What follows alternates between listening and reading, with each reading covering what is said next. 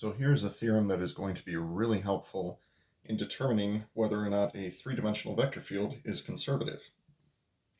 So rather than trying to remember which component function gets which partial derivative, we can simply take the curl of the vector field and prove that it's equal to the zero vector. Now the proof of this comes from the definition of a conservative vector field. So if f is conservative, then there exists a function f with the gradient of f being equal to the vector field f.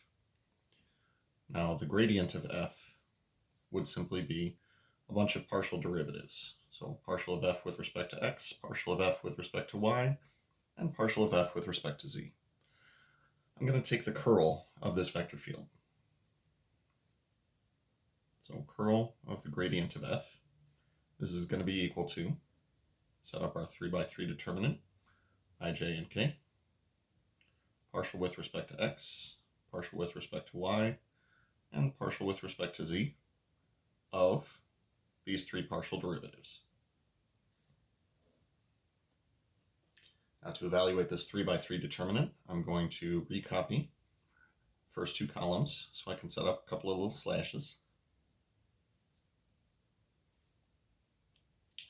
So slashes are going to go down like this and up like this. And we'll take the appropriate partial derivatives.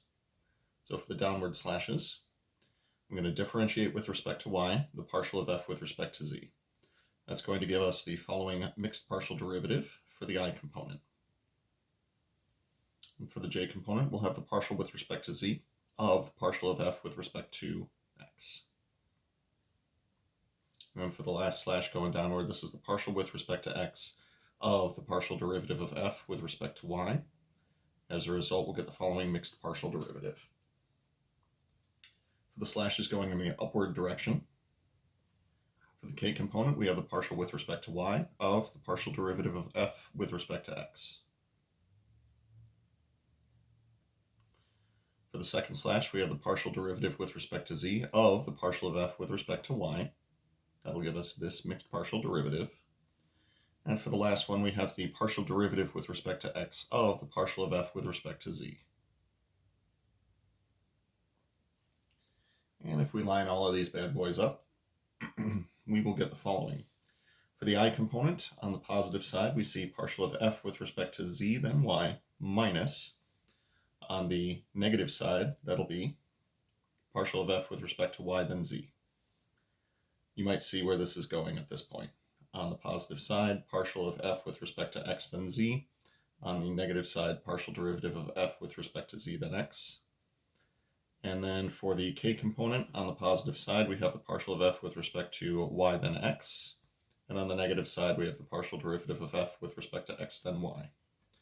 According to Clairaut's theorem, all three of these components are going to wind up having things that are equal to each other. Subtracting them results in the zero vector. So let's call this the new test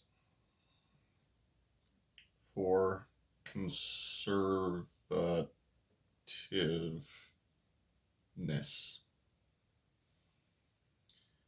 So the curl of a vector field is equal to the zero vector if and only if, capital F, is a conservative vector field.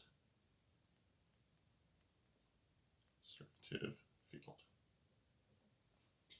So, given a three-dimensional vector field, rather than using the former test for conservativeness, we can simply say, take the curl of the vector field.